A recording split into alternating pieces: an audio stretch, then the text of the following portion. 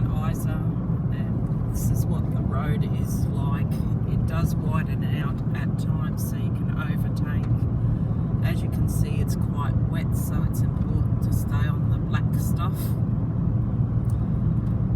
If you go off the edge, you could end up upside down in the paddock off to the sides. So just take it easy on these roads and give people a little bit of room as well. And we can all play nice together. A bit of road etiquette is to sit a few hundred metres behind the vehicle in front if you're not intending to pass. So if anyone is behind you, it allows them to be able to get past one vehicle at a time instead of having to overtake 4 or 5. And if you are intending to pass, wait for a safe area and use one of these.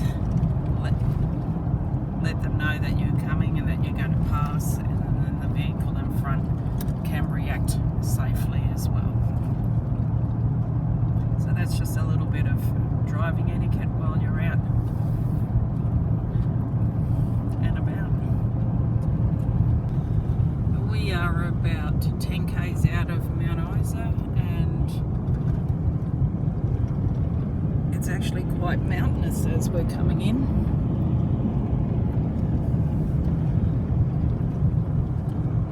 It's taken us about 3 hours from Boulia to get here, just going at a steady pace with a couple of stops.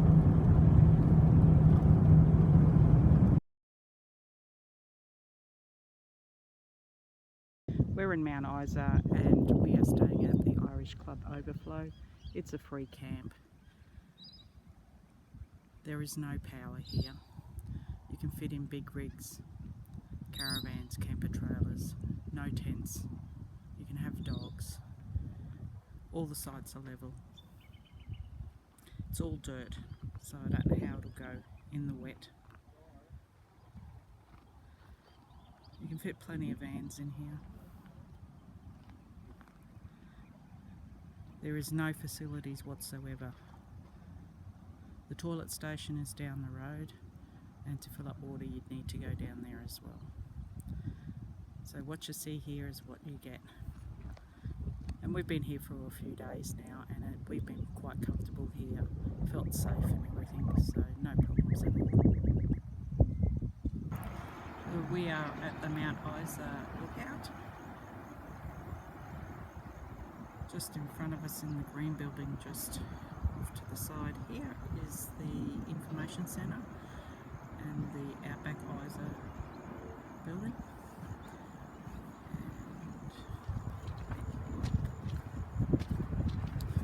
Give you a really good look at what Mount Isa's like. So right in front over here is the Hard Times mining company, where we're going to do a tour later on in the week. And right out there, right ahead in the very far distance out there, is a power station. Satellite discs, and that is the hospital just there.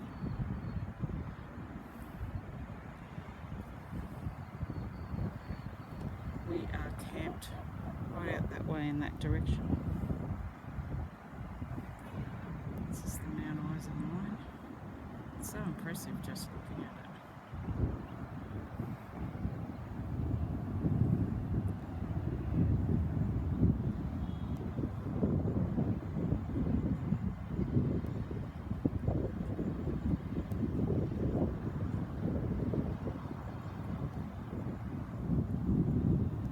That's a bit of a look at Mount Isa from the lookout here. They also have a painted water tower up here. Let's take you for a walk along it. This is some more of the painted water tower.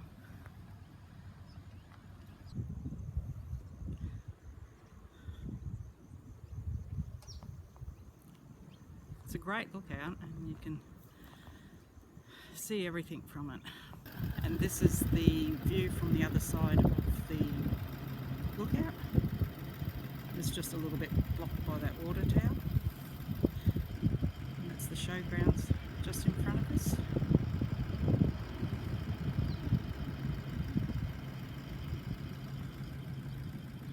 Beautiful country. This is Lake Moondara. It's huge, very impressive.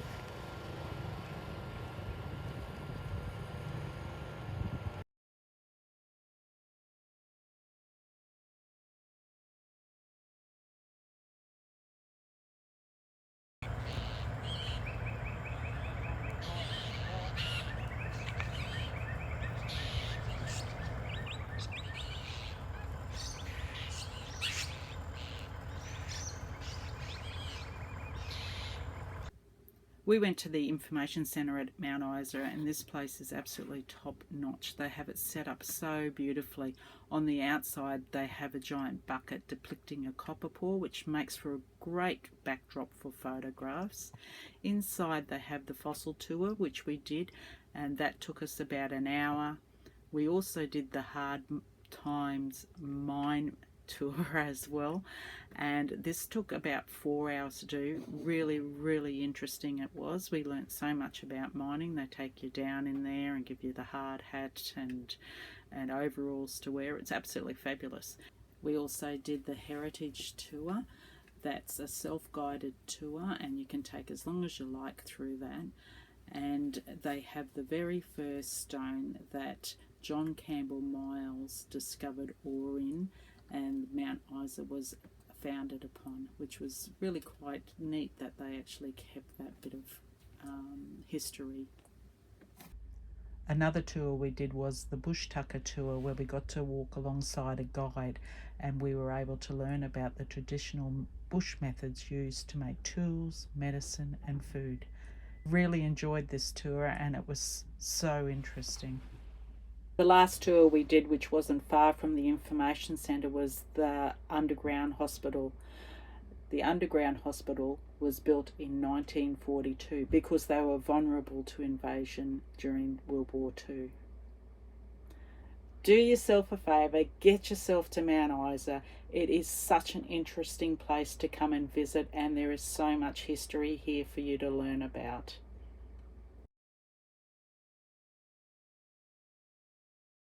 For this leg of our journey, we left Batuta. We travelled 167 kilometres to Birdsville. This road was predominantly all unsealed. And then we went out to the Big Red Bash, where we stayed for a week. From the Big Red Bash, we travelled all the way up to Boulia, and that was 382 kilometres.